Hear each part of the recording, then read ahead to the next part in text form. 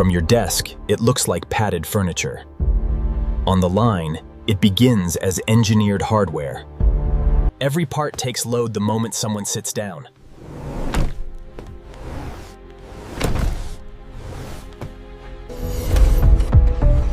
What matters most is hidden underneath. Before steel is cut, support is shaped in software.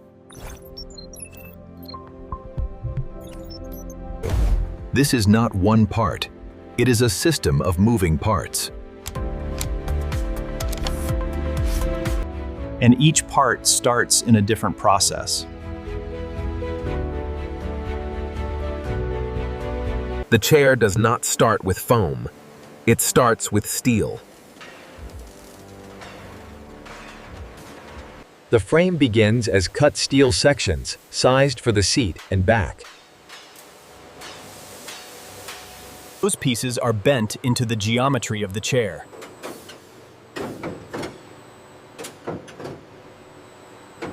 Now the seat skeleton is welded into one rigid structure.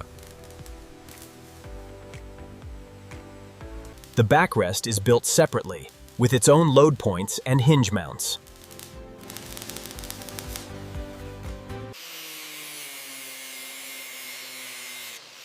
Before coating, the welds are cleaned and checked. A protective finish keeps the steel from rusting inside the foam and upholstery. While the frame is curing, the chair's moving hardware is built beside it. This mechanism controls tilt, lock, and the feel of movement under load. The recline brackets have to hold body weight without flexing or slipping. Now the chair has a skeleton, but no comfort yet. Comfort starts with chemistry, not cushions.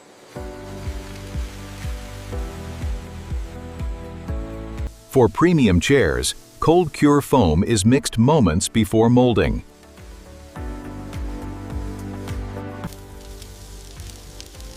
The seat shape is molded under pressure around its support structure. The backrest gets its support shape the same way.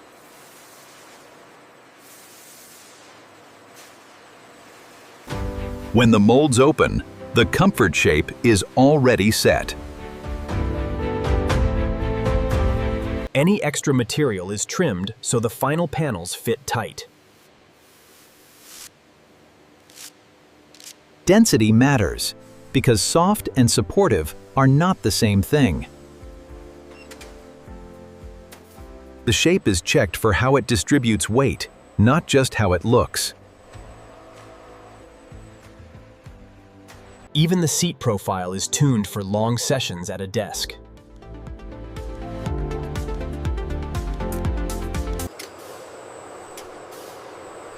Now the structure can be covered. The outer skin is cut from panels that have to match the foam exactly. Separate panels become one cover through seam alignment and tension control. Branding is stitched in before the chair is sewn together.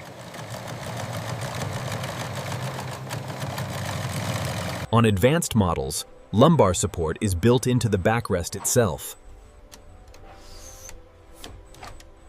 It has to disappear inside the chair, but still move smoothly.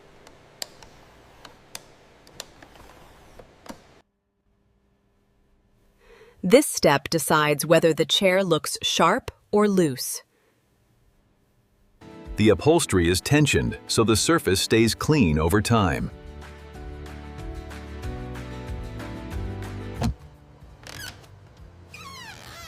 The seat has to stay smooth where pressure is highest. The armrests are built like their own small mechanisms. Below the seat, the base hardware carries all the moving load.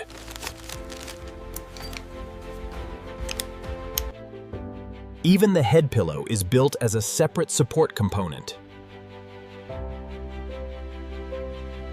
Now the chair starts becoming one assembled object.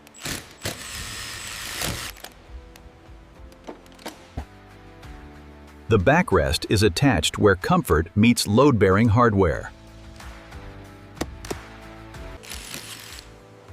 The armrests go on only after the seat geometry is locked. The lower half is simple, but it carries everything above it.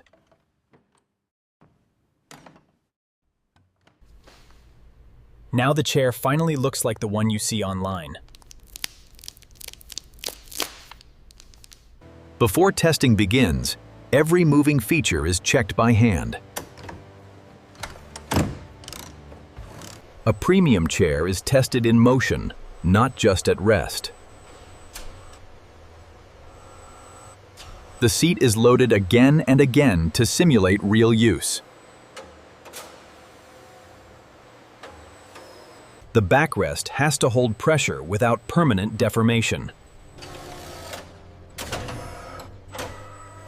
Armrests are stressed because users lean on them constantly. The base is tested moving because desks are not static environments. The surface is tested for wear where users contact it most. A clean seam is not enough. It has to hold under tension. Comfort includes sound. A good chair should not complain when it moves.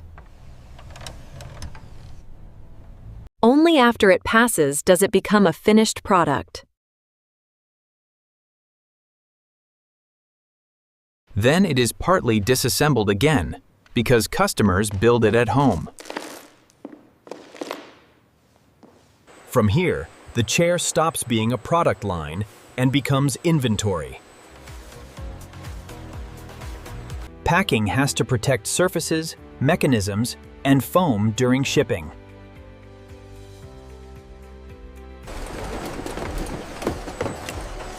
The last part of the journey happens far from the factory.